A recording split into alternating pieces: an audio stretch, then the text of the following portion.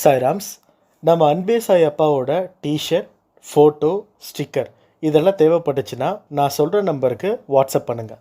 WhatsApp number 8122000332. Jai Sairam. இந்த ஆடியோவை கேட்டதுக்கு அப்புறம் உங்க மனசுக்குள்ள ஒரு சக்தி பிறக்கும். அந்த சக்தி உங்களை இதுக்கு முன்னாடி கீழே தள்ளி வேடிக்கை பார்த்து நகைச்சி உங்களை அவமானப்படுத்தினாங்க இல்லையா, அவங்க எல்லாருமே நீங்க எவ்வளோ பெரிய முக்கியமானவர்களும் சொல்லி அண்ணாந்து பார்க்குற அளவுக்கு அந்த சக்தி வெளிப்படும். 3 விதமான விஷயங்கள் இங்க மிக முக்கியம். அதை யாரு முழுவதுமா செய்கிறாங்களோ அவங்கள கடவுள் உயர்த்த வைப்பாரு, மிக பெரிய இடத்துல வாழ வைப்பாரு. உங்களுக்கு எதிராக மனிதர்கள் இருக்கும்போது உங்க பலத்தை நீங்க இழக்கிறீங்க. அவர்கள் மூலமா இப்படிப்பட்ட விஷயத்தை நீங்க பேசும்போது ஸோ ஒரு விஷயத்தை மட்டும் புரிஞ்சுக்கோங்க. நிறைய விஷயத்த நம்ம வெளியில தள்ளிட்டோம். நம்ம வெளியில தள்ளினது அத்தனையுமே நம்ம வாழ்க்கைக்கு உதவக்கூடிய விஷயங்கள். பல விஷயத்த உள்ள வச்சிருக்கோம், அது நம்ம வாழ்க்கையை கெடுக்கக்கூடிய விஷயங்கள். ஸோ எது உள்ள இருக்கணும், எது வெளியேற்றணும், இதை நம்ம தப்பும் தவறுமா பண்ணோம். ஆனால் இனி உறுதியான நிலைப்பாட்டோட நாம் இருப்போம். அன்பே சாய் குடும்பத்தில் இருக்கிற அத்தனை பேரோட முகத்திலையும் மலர்ச்சியை இந்த பதிவு ஏற்படுத்த போகிறது.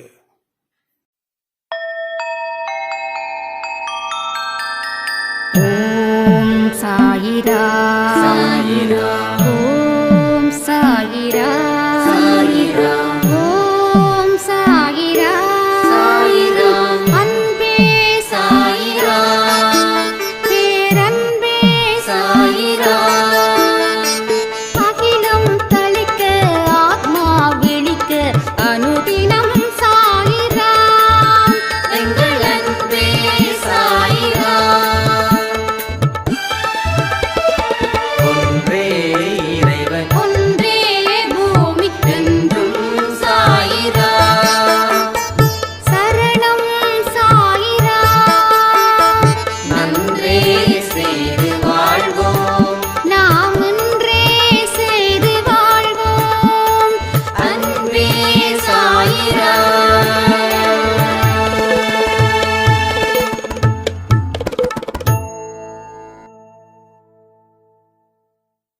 சாய்ரா. என் உயிரின் உயிரானவர்களே, அன்பே சாயில சொல்லக்கூடிய சில பயிற்சிகளையா இருக்கட்டும், சில பரிகாரத்தையா இருக்கட்டும், நீங்க செய்யும் போது தொடர்ந்து உங்க வாழ்க்கையில ஒரு முன்னேற்றத்தை ஏற்படுத்துது. ஒரு சாய்ராம் சொன்னாங்க, இதுக்கு முன்னாடி எத்தனையோ செடி நான் வச்சிருக்கேன், ஆனா எந்த செடியும் வளரல. அதுக்கு எவ்வளவோ தண்ணி ஊற்றி உரம் போட்டும் பார்த்தேன், ஒன்று செடி வளரும், அதனோட பூ வளராது, இல்லை பூ வளரும், கொஞ்ச நாளில் செடி காஞ்சி போயிடும். ஆனால் அன்பே சாயில சொல்லக்கூடிய விஷயத்த நான் ப்ராப்பராக செஞ்சேன், நம்பிக்கையோட செஞ்சேன். ஆனால் இன்னைக்கு நம்ம வீட்டில் இப்போ புதுசாக வச்சிருக்கிற செடியிலையா இத்தனை பூக்கள் பூக்குது. என்னால் இதை நம்பவே முடியல. ஏன்னா அவங்க வீட்டில் தண்ணி ரொம்ப சால்ட் வாட்டரு, மண்ணும் சரியாக செட் ஆகலை. எத்தனையோ செடிகள் வச்சு என்னென்னமோ பண்ணாங்க, பட் எதுவும் நடக்கலை. ஆனால் இந்த செடி வச்சதுக்கப்புறம், சாயப்பாவை நினச்சி வச்சதுக்கப்புறம் ஒரு பெரிய அளவில் இது எனக்கே ஆச்சரியத்தை கொடுக்குது அப்படின்னு சொன்னாங்க. ஸோ என்ன சொல்ல வரோம், எது விஷயத்த நாம் முழுசாக நம்பி அதை செய்கிறோமோ அவர்களுக்கு சாயப்பா துணை நிற்பார். முழுசாக செய்யணும், நம்பிக்கையோடு செய்யணும். மனசில் எந்த விதமான கள்ளம் கபடம் இல்லாமல் செய்யணும். அது ரொம்ப முக்கியம். இந்த 3 விஷயங்கள் மூலமாக அன்பே சாயில் நீங்கள் செய்யக்கூடிய எந்த பயிற்சியாக இருக்கட்டும், உங்கள் வாழ்க்கையில் முதல் தரத்தில் உங்களை உட்கார வச்சு அழகு பார்க்கும்.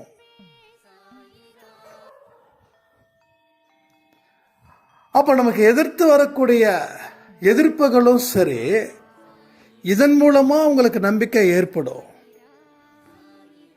செடியே அந்த மண்ணு தகுதி இல்லாத மண்ணாக இருந்தும் அந்த செடி இப்படி வளருதுன்னா எல்லா தகுதியும் இருக்கிற நீங்கள் வாழ முடியாமல் போயிடுமான்னு.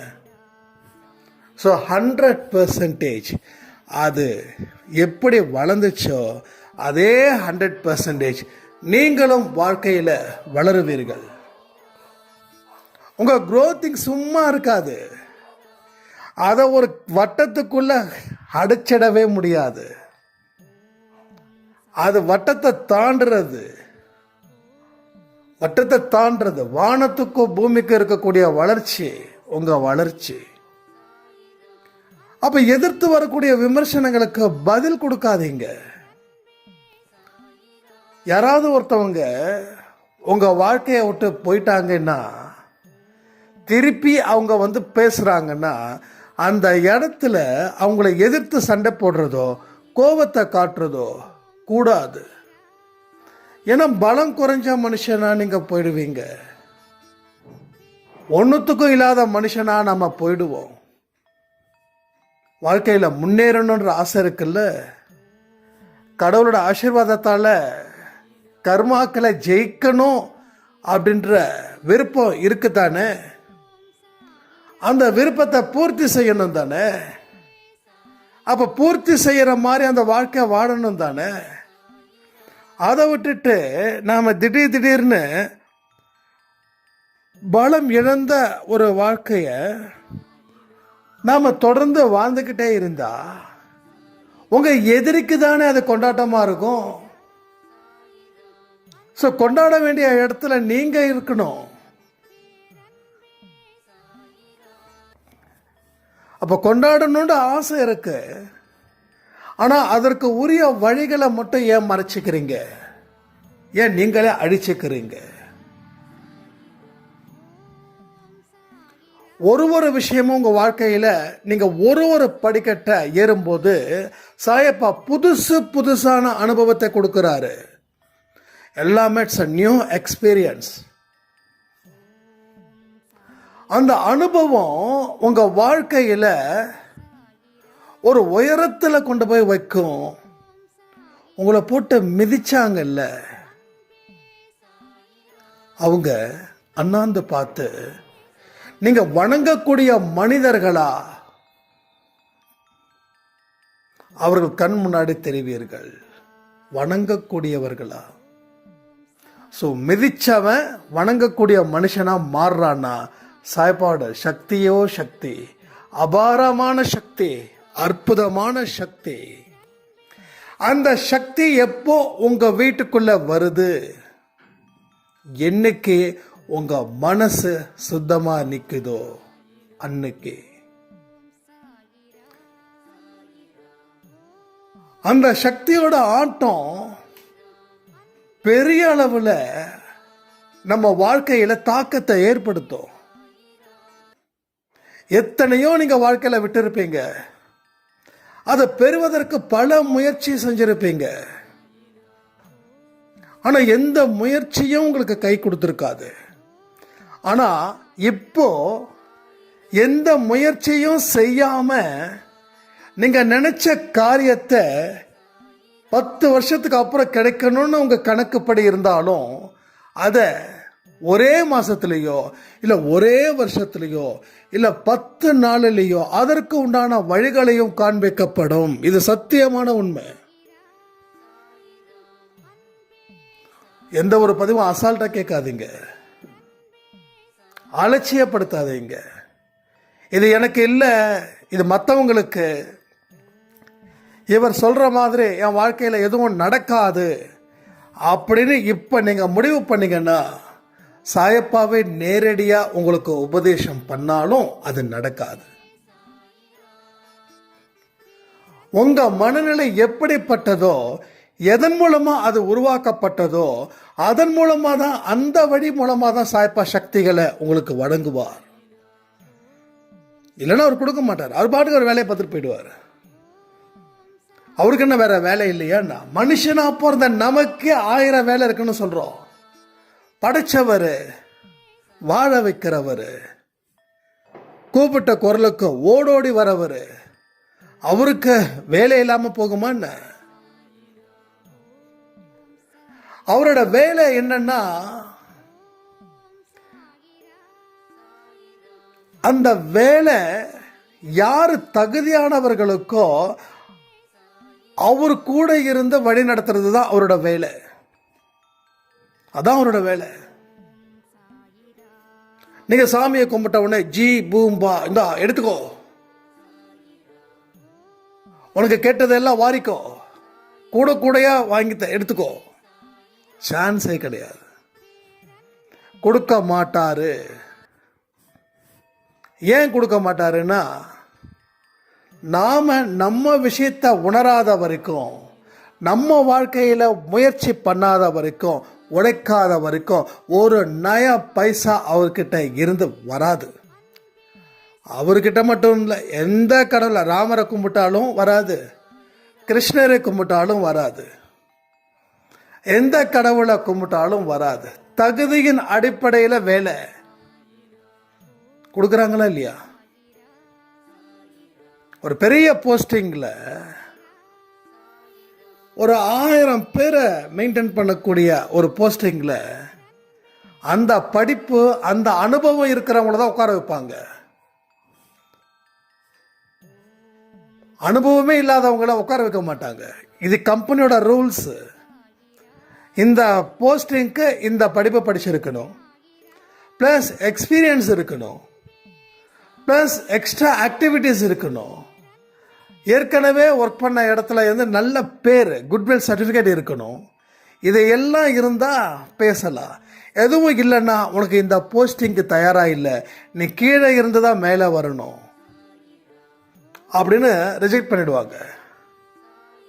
அதே போலதான் ஒரு மனுஷனுக்கும் எந்த தகுதியின் அடிப்படையில் அவன் மனசும் அவன் புத்தியும் சிந்திக்குது, செயல்படுத்துது, இதை பொறுத்து தான் உங்க வாழ்க்கையில அவர் தகுதியானவர்களா இல்லையா அப்படின்றத நம்ம சாயப்பா கட்டம் கட்டுறாரு. என்னையும் பல இடத்துல கட்டம் கட்டுறாரு. அடுத்த இடத்துக்கு போகணும்னா கட்டம் கட்டப்பட்டு அதுல நான் நிறைய விஷயத்தை அனுபவிச்சு அடுத்ததுதான் அடுத்த கட்டத்துக்கு நான் தாவ முடியும். அடுத்த கட்டத்துக்கு தாவணும்னு நினைச்சா இல்லை எனக்கு இதுவே போதும்னா லெட்ஸ் கண்டினியூ, இதை அப்படியே கடைசி வரைக்கும் ஓட்ட வேண்டியது தான். நிறைய பேர் பார்த்தீங்கன்னா 10 வருஷத்துக்கு முன்னாடி எப்படி பேசுகிறாங்களோ, எப்படி இருந்தாங்களோ அப்படியே இருப்பாங்க. No change. இன்னும் சில பேர் 10 வருஷத்துக்கு முன்னாடி இருந்ததை விட மோசமாக இருப்பாங்க. இன்னும் சில பேர் 10 வருஷத்துக்கு இருந்ததை விட ஜாஸ்தியாக இருப்பாங்க, தகுதி இன்னும் ஜாஸ்தி இருப்பாங்க. அப்போ இதுலேருந்து என்ன புரியுது? 3 விதமான மனிதர்கள். இந்த 3 விதமான மனிதர்கள் 10 வருஷத்துக்கு முன்னாடி இப்போ எவ்வளோ சூப்பராக இருக்கிறாங்கன்னா, அவங்க சும்மா ஒன்றும் சூப்பராக இல்லை. அந்த 10 வருஷமாக அவங்களோட முயற்சி, உழைப்பு, அவமானம், பொறுமை, சகிப்புத்தன்மை, தியாகம், இதெல்லாம் பொறுத்து தான் அடுத்த 10 வருஷத்துக்கு அவங்க வாழ்க்கையில் ஒரு பெரிய வாய்ப்பை கடவுள் கொடுத்துருக்காரு. போதும்பா அப்படின்னு நினைக்கிறவன் எந்த முயற்சியும் செய்யல. கீழே போனவன் இருக்கிறதையும் தக்க வச்சுக்காம அவன் கொஞ்சம் அசால்ட் ஆகிட்டான். அதனால அவன் கீழே இறங்கிட்டான். இது கடவுளோட குத்தமா? கிடையாது, மனுஷனுடைய குத்தம். கடவுள் குத்தம்னு சொல்கிறோம், ஈஸியாக சொல்கிறோம். கடவுள் மேலே சொல்லிக்கோ, கடவுள் சொல்கிறாரு நீ சொல்லிக்கோ. நீ யாரு மேலே குத்தம் சொல்லலை. ஆட்டை கடிச்சு மாட்டை கடிச்சு மனுஷனை கடிச்ச மாதிரி எல்லாரையும் குத்தம் சொல்லிட்டு கடைசியில் நீ என்கிட்ட தான் வருவோன்னு தெரியும். கடவுளுக்கு கண்ணு இல்லைன்னு சொல்லுவியா, சொல்லிக்கோ. கடவுளுக்கு காது கேட்கல, கடவுள் செவிடன்னு சொல்றியா, சொல்லிக்கோ. கடவுள் கல்லுன்னு சொல்றியா, தாராளமாக சொல்லிக்கோ. எனக்கு நீ சர்டிஃபிகேட் கொடுக்கறதால எனக்கு ஒன்றும் ஆக போகிறதில்ல. என்ன புரிஞ்சுக்கிட்டவனுக்கு நான் வாழ்க்கையை மாத்துறேன், வாழ வைக்கிறேன். அவன் உயர்வடைவதில் நான் சந்தோஷப்படுறேன். எந்த குழந்தை என்ன நம்பி களத்தில் இறங்குதோ அந்த குழந்தைய தூக்கி விடுறேன். யார் ஒன்றுமே பண்ணாமல் என்னையே நம்பிட்டு இருக்காங்களோ அவங்களுக்கு நான் ஒன்றுமே பண்ணல. என்னையும் நம்பாம அவரையும் நம்பாம வாழ்க்கையை வாழாமல் இருக்கிறவங்க வாழ்க்கைக்கு கீழே போகிறாங்க. ஸோ கீழே போனவன் என்னைக்காவது ஒரு நாள் சிந்திக்க ஆரம்பிப்பான், ரொம்ப கீழே போயிட்டோமோ, ரொம்ப கீழே போயிட்டோமோ, ஒரு இக்கட்டான சூழ்நிலை வாழ்ந்துக்கிட்டு இருக்கோமோ, இதிலிருந்து வெளியே வருவதற்கு முயற்சிகள் இல்லையோ, இதையெல்லாம் அவன் ஆழமாக யோசிப்பான். யோசிக்க யோசிக்க தான் அவனுக்கு பயம் ஸ்டார்ட் ஆகும். ஐயோ போச்சா அப்படின்னு. சில பேர் என்ன பண்ணுவாங்க, இப்படி யோசிச்சா எனக்கு பைத்தியமே பிடிக்கும் அதனால் யோசிக்க மாட்டேன்னு சொல்லி ஒரு பிரில்லியண்ட்டான ஒரு டெக்னிக்கை யூஸ் பண்ணுவாங்க. இப்போ நமக்கு ஒரு பிரச்சனை இருக்குதுன்னா அந்த பிரச்சனையை பற்றி பேசுறதுக்கு கூட பயப்படுவாங்க. அதை பற்றி பேசாத, அதை பற்றி பேசுனாவே எனக்கு பயமாக இருக்குது. அப்போ இவங்க கணக்கு என்ன, ஒரு பிரச்சனையை அதை பற்றி பேசாமல், அதை பற்றி சிந்திக்காமல், அதை எப்படி சால்வ் பண்ணுறதுன்னு நினைக்காம அப்படியே விட்டா அப்படியே போயிடுமா? என்னமோ பெருசாக வச்சு பண்ண போகுது இந்த பிரச்சனை.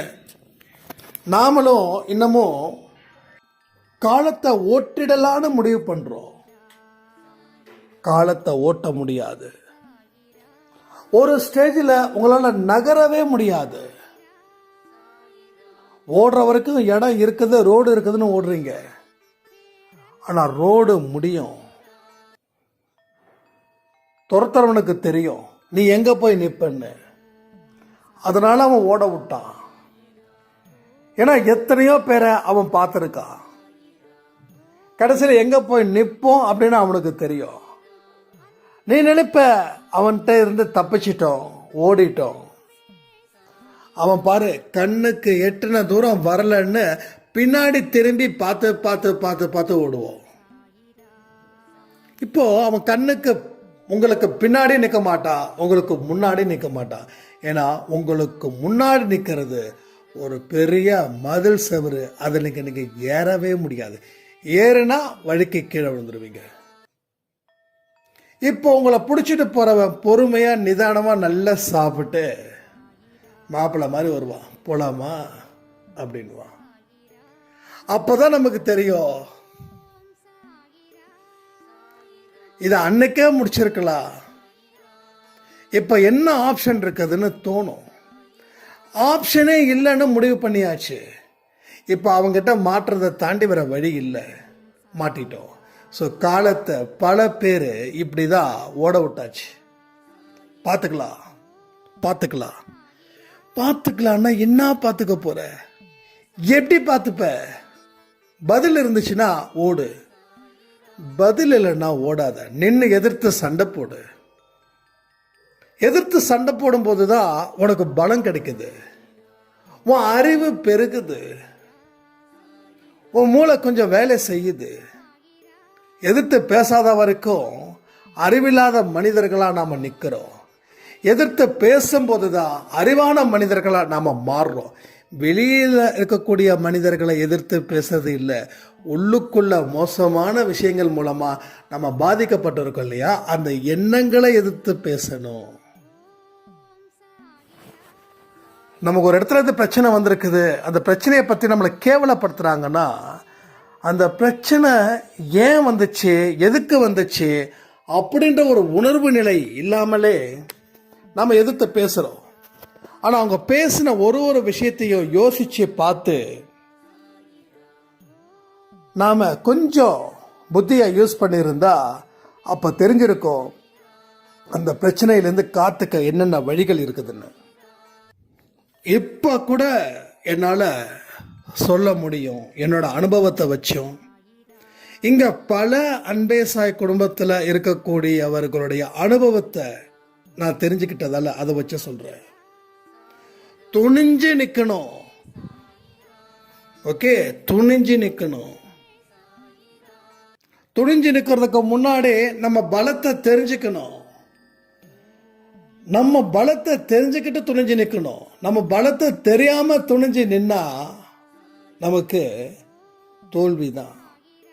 ஸோ பலத்தை தெரிஞ்சு பலத்தை அதிகரிச்சு நீங்க களத்துல துணிஞ்சு நின்னீங்கன்னா தோல்வி கூட வெற்றியா மாறும். அது தோல்வியை கூட உங்க வாழ்க்கையில நீங்க அவமானமா நினைக்க மாட்டீங்க. ஏன்னா கத்துக்கிட்டதுக்கு இது ஒரு வாய்ப்பு அப்படின்னு சொல்லி உங்களை நீங்களே சரி பண்ணிப்பீங்க. ஏன்னா உண்மையும் அதுதான். எல்லாமே ஒரே முயற்சியில் ஜெயிச்சிட முடியாது. எனக்கும் பலவிதமான சில கஷ்டங்களும் இருக்கும். கஷ்டம் இருக்கும்போது வலிக்கும். ஆனால் வலிச்சதுக்கு அப்புறம்தான் கொஞ்சம் ரிலாக்ஸ் பண்ணி யோசிக்கும் போது இதை நீ ஆரம்பித்ததால தான் உனக்கு இந்த கஷ்டம் தெரிஞ்சது. அப்போ இந்த கஷ்டம் ஏன் தெரிஞ்சதுன்னா இதை ஆரம்பித்ததால. ஆரம்பிக்கலைன்னா இந்த கஷ்டம் தெரிஞ்சிருக்காது. இப்போ உனக்கு தெரிஞ்சிருச்சு இந்த கஷ்டம் இங்கே இருக்குதுன்னு. இப்போ இது ஒரு அனுபவமாக எடுத்துக்கிட்ட இந்த அனுபவத்தை சரி பண்ணு, கரெக்டாக முயற்சி பண்ணு, அடுத்த கட்டம் உனக்கு வெற்றி. சரி, இப்பயும் நான் தோத்துட்டேன். ஏன்னா உங்களுடைய லாங்குவேஜுக்கு தான் நான் வரேன். ஏன்னா நிறைய பேர் பல முறை முயற்சி செஞ்ச தோத்த அப்படின்றவங்களுக்கு காணுது. நீங்க தோத்தது உண்மை. தோத்தது உண்மை எப்படியோ அதே மாதிரி ஜெயிக்க போறதும் உண்மை. இப்ப பல முறை முயற்சி நீங்க தோத்தீங்க சொல்றீங்கல்ல, தோத்ததுக்கான காரணம் என்ன தெரியுமா? ஒரு விஷயத்தையும் மறுபடியும் அவசரப்பட்டு அதுலேயே ஆரம்பிக்கிறது. அப்போ உங்களுக்குள்ள மனசுக்குள்ள எல்லா விஷயத்தையும் கேட்டுக்கணும். இந்த விஷயம் செஞ்சதால நான் தோல்வி அடைஞ்சேன். அப்போ இதுல இருக்கக்கூடிய காரண காரியங்கள் என்ன? ஏன் நான் தோத்து போனேன்? ஏன் வெற்றி பெற என்னென்னலாம் எனக்கு குறைச்சலா இருந்தது? அப்போ இதுல பத்தி இது வரைக்கும் நீங்க கரெக்டா யோசிக்கிறீங்க. நான் தப்பு சொல்லவே இல்லை. இது வரைக்கும் ரைட், சூப்பர். ஆனா இதுக்கு அப்புறம் அந்த ஒரு பாயிண்டோட நிறுத்திக்கிட்டு இதுதான் காரணம்னு சொல்லிக்கிட்டு மறுபடியும் களத்துல இறங்குறீங்க. ஏன்னா உங்களுக்கு சீக்கிரமா ஜெயிக்கணும்ன்ற ஆர்வம் இருக்கு. அந்த ஆர்வமும் அந்த அவசரமும் எனக்கு புரியுது. உங்களோட வலியும் வேதனையும் எனக்கு தெரியுது. ஏன்னா சீக்கிரமா ஒரு ஹிட்டை கொடுக்கணும்னு நினைக்கிறீங்க. இல்லைன்னா ஆளு காணாம போயிடுவோன்ற பயமும் இங்க இருக்கு. நான் இல்லை சொல்லல, உங்களோட வலி எனக்கு தெரியுது. அப்ப அது ஒரு காரணம்தான். அப்ப ரெண்டாவது காரணத்தை நீங்க கண்டுபிடிக்காமலே களத்துல போறீங்க. அப்ப ரெண்டாவது காரணத்தை கண்டுபிடிக்க ஏன் விட்டீங்க? அதனாலதான் ரெண்டாவது முயற்சியில தோல்வி. அப்ப தொடர்ந்து தோல்விகள் வருது அப்படின்னா அந்த காரணத்தை 100% நீங்க அறிஞ்சிக்கவே முடியல. உங்களுக்குள்ள வேகம் தேவைப்படுது, சீக்கிரமா வெற்றி தேவைப்படுது. அது அந்த வெற்றிக்கு எதை சொல்லுவாங்க, எதை சாப்பிட்டா பித்தம் தீரும்னு சொல்லி கண்டதை சாப்பிட்டா என்ன ஆகுமோ அந்த மாதிரி நிலை தான் இங்க நிக்குது. அப்ப இதை நம்ம சரி பண்ணாம எதையுமே சரி பண்ண முடியாது. சொல்ல தோத்துட்டப்பா, அடுத்த 6 மாசம் எனக்கு டைம் இருக்குது, என்ன பண்ண போற? தூங்க போறோமா? ரிலாக்ஸ் பண்ண போறோமா? சத்தியமா இல்லை, சத்தியமா இல்லை. அடுத்த 6 மாசமா அதுதான் கனவு, அதுதான் வாழ்க்கை, அதுதான் நினைவு. வெற்றி பெறுவதுன்றது ஈஸி, தோல்வி அடைவது என்பதுதான் மிகப்பெரிய கஷ்டம். புரியுதா உங்களுக்கு? வெற்றி என்பது ஈஸி, தோல்வி அடைவது தான் இங்கே கஷ்டமாக இருக்கும். அந்த மாதிரியான சூழ்நிலையை அடுத்த 6 மாதத்துக்கு நீங்கள் சரி பண்ண போகிறீங்க. அதுக்காக என்ன பயிற்சின்னு கேட்காதீங்க. பயிற்சியில் எதுவுமே இல்லை. எந்த ஒரு விஷயத்தையும் நம்ம தோத்துக்கிட்டே இருக்கோம்னா அடுத்த 6 மாதத்துக்கு அதுவே நினச்சிருங்க. அதற்கு உண்டான பலப்படுத்துவதற்கு உண்டான வழிகளை மட்டும் பாருங்க. அதை வச்சே பிரார்த்தனை பண்ணுங்க. இது பலத்தை பற்றி அதுவாகவே நினைங்க, அதுவாகவே வாழுங்க. வெற்றி அடைஞ்சா எந்த மனநிலையில் அதை தைரியமோ அசாத்திய தைரியமோ நம்பிக்கை இருக்குமோ அது உங்க மனதில் இப்பொழுதே வரட்டும். ஸோ உங்களோட நீண்ட கால பிரார்த்தனை, ஏன் கடவுள் உங்களோட நீண்ட கால பிரார்த்தனையை நிறைவேற்றல? என்ன அவ்வளோ பெரிய பாவம் பண்ணிட்டீங்களா?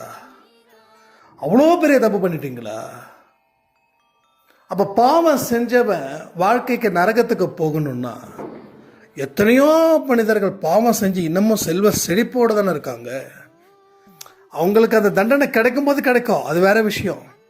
ஆனால் உடனுக்குடனே பாவம் செஞ்சால் கடவுள் உடனுக்குடனே தண்டனை கொடுக்குறாரா? இல்லையே. அப்போ என்ன அவங்கள விட பெரிய பாவத்தை செஞ்சிட்டீங்களா? கேளுங்க, கேள்வியை உங்கள் மனசுக்குள்ளே கேளுங்க. நான் இப்போ பேசக்கூடிய ஸ்பீச்சஸ் உங்கள் மனசுக்குள்ள நீங்கள் சண்டை போடணும். உங்கள் மனசுக்குள்ள அப்போ நீ பாவம் செஞ்சதால தோல்வி அடையலன்ற ஒரு விஷயம் என்னைக்கு புரியுதோ அன்னைக்கு தான் நீ வெற்றி பெற போற. பாவம் செஞ்சிட்டேன்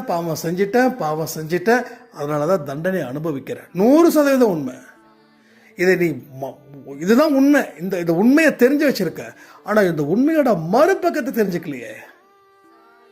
இந்த உண்மையோட மறுபக்கம் என்ன தெரியுமா? எழுந்து நில்லு, போராடு, களைச்சு போகாத. இல்லை எல்லாம் களைச்சிடுவாங்க.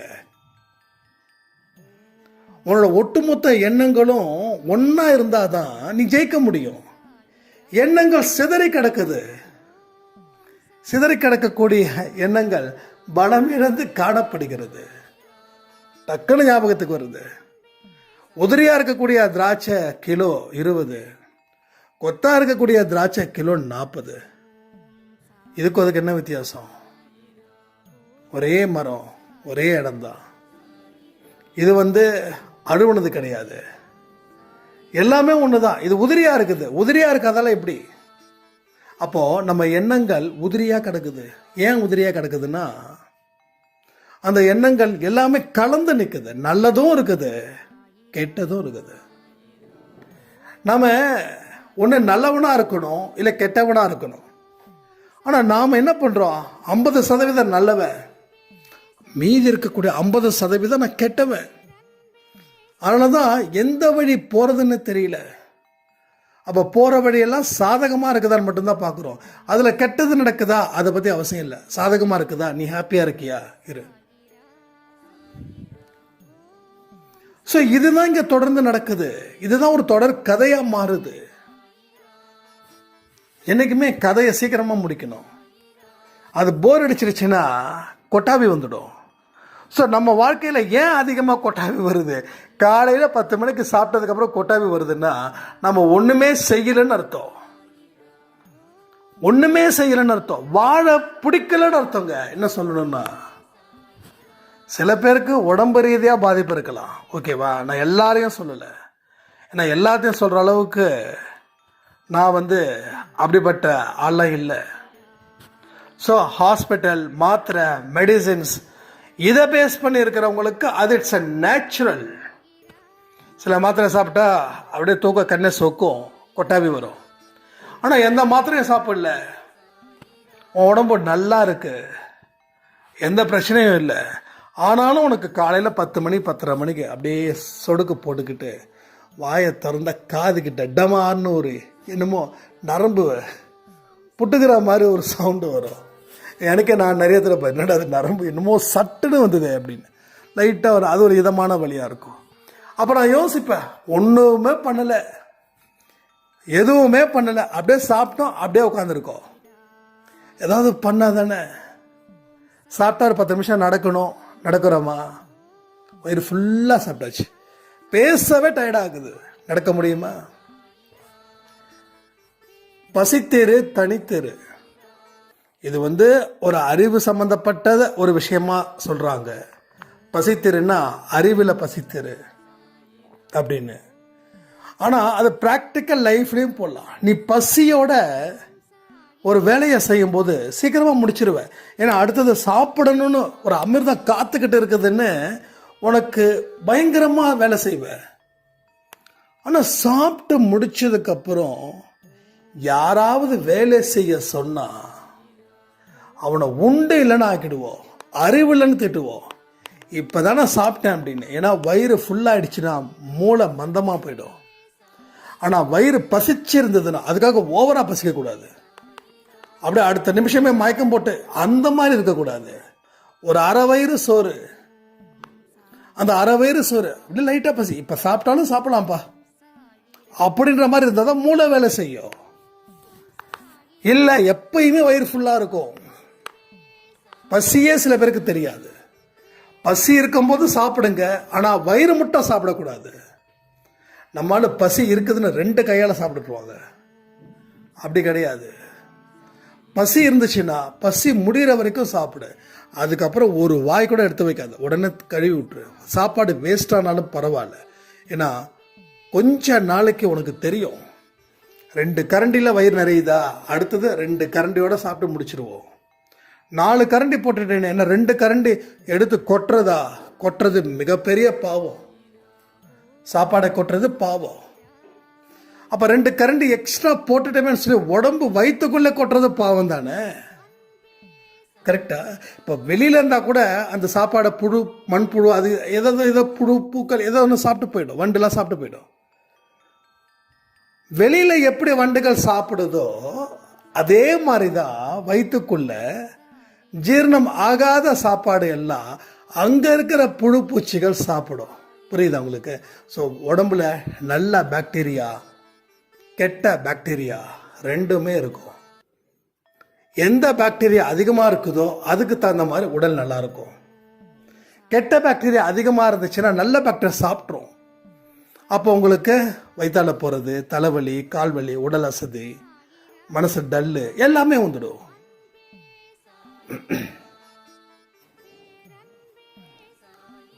அப்போ நம்ம வாழ்க்கையில் நிறைய விஷயத்த இழந்துட்டோம், உண்மையிலே இழந்துட்டோம். வாழ வேண்டிய அத்தனை வாழ்க்கையையும் நம்ம இழந்துட்டோம், நாசம் பண்ணிட்டோம். என்ன சொல்லணும்னா, ஆனால் திரும்பவும் அதை கண்டினியூ பண்ணணும்னு நினைக்கிறது எவ்வளோ பெரிய ஒரு சாபம் தெரியுமா? அந்த சாபத்தை நாமளே தேடிக்கிறோம் தெரியுமா? அடுத்தவங்களால சாபம் வருதுன்னு நீங்க நினைக்கிறீங்க, பட் ரியல் ஃபேக்ட் அடுத்தவங்களால சாபம் வரல. சாபத்தை கொடுக்கிறவர் நீங்க, வரத்தை கொடுக்கிறவரும் நீங்க. ஏன்னா நீங்க எதை எடுக்கிறீங்களோ அதான். ஒரு விஷத்தை எடுத்தா செத்து போயிடுவோம், ஒரு பாலை குடிச்சா வாழுவோம். அப்போ விஷத்தை எடுக்க சொன்னது யாரு? முன்னாடி 2 வச்சாச்சு. விஷம் இருக்குது, பால் இருக்குது. நீ எதை எடுக்கிறையோ அதை பொறுத்து. எவனது விஷத்தை எடுப்பா? எடுக்க மாட்டான். ஏன்னா அது செத்து போயிடுவாங்கன்னு தெரியும். அதே மாதிரி நம்ம மனசுல இருக்கக்கூடிய கேடுகட்ட எண்ணங்களை நம்ம உள்ள அலோ பண்றோமே. அப்ப இந்த மாதிரி கேடுகட்ட எண்ணங்கள் கொண்ட மனிதர்களோட கடைசி காதல் கதை எப்படி முடிஞ்சிருக்குதுன்னு ஒரு உணர்வுகள் இப்போ வரைக்கும் வரலன்னா என்ன பண்ண முடியும்? நம்மளை மாதிரி பக்கத்து வீட்டுக்காரு, அவருக்கு வயசு ஒரு 60-70ன்னு வச்சுக்கோங்க, நமக்கு ஒரு 30-35 இருக்கோம்.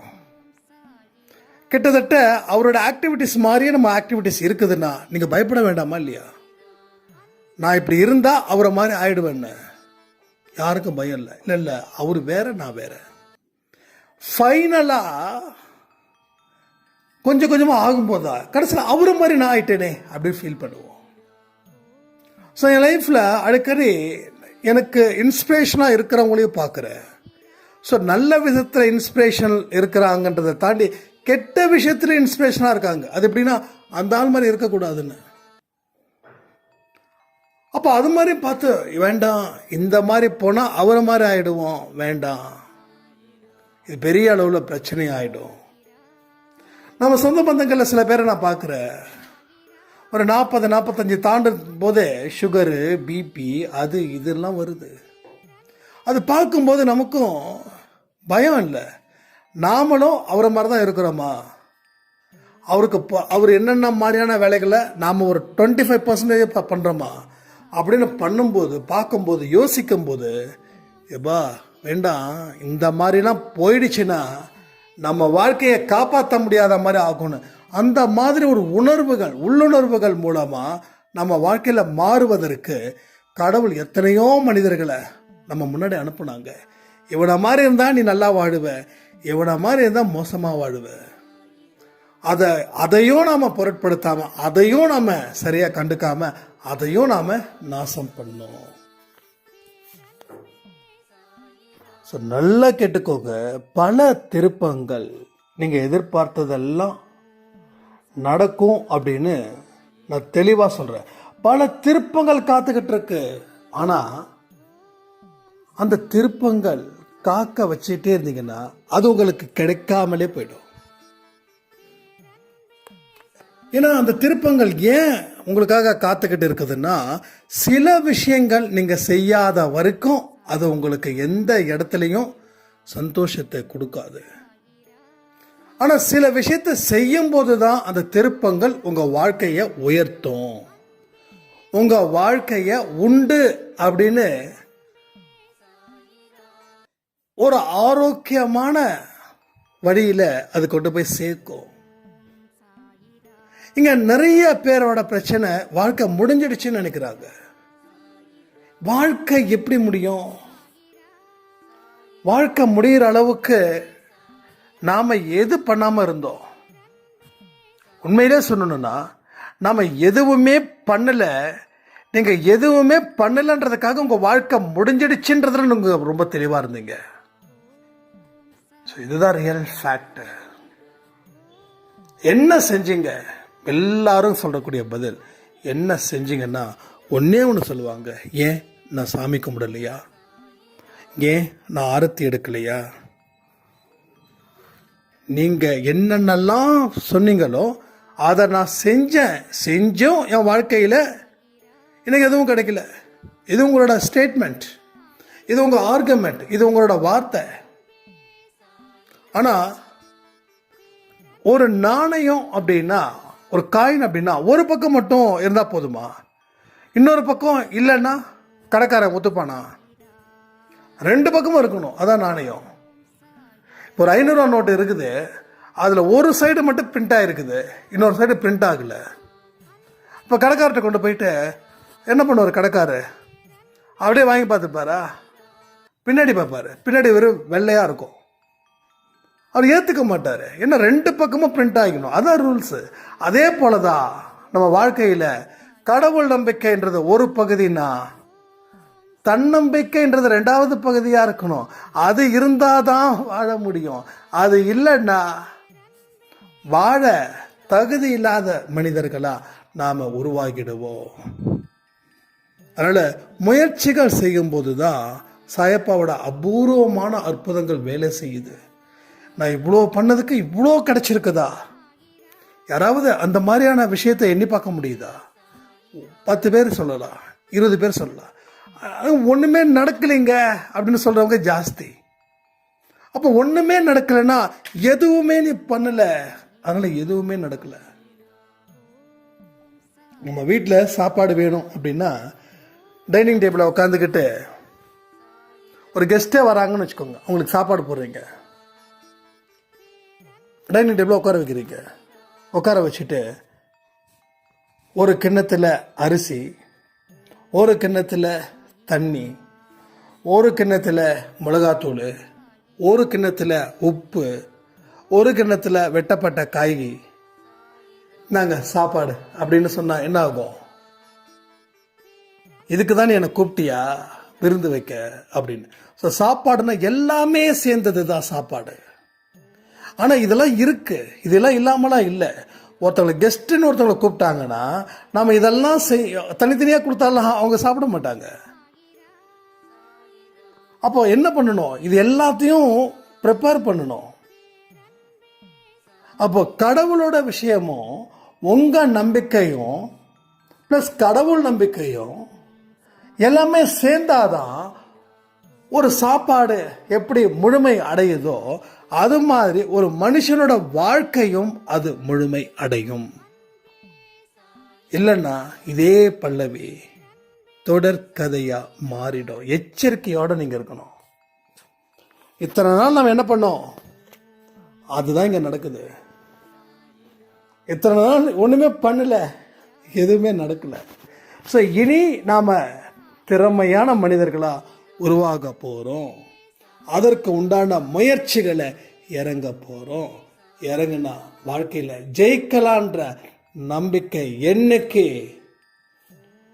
வருதோ அன்னைக்கே உங்களோட பேச்சு, உங்களோட சொல், உங்க செயல், உங்க எண்ணங்கள் எல்லாமே 100 மடங்கு அதிகரிக்கும். இதுதான் உண்மை. ஸோ இந்த பதிவு ரொம்ப முக்கியமானது. இதில் நிறைய தெரிஞ்சுக்க வேண்டிய விஷயங்கள் இருக்கும். நல்லா தெரிஞ்சுக்கோங்க, வாழ்க்கையை பலப்படுத்துங்க. நம்ம அன்பே சாய் குடும்பத்தில் இருக்கிற அத்தனை பேரும் சாதிக்கிறவர்கள்னு சொல்லி இந்த பதிவை நான் முடிக்கிறேன். ஜெய் சாய்ராம்.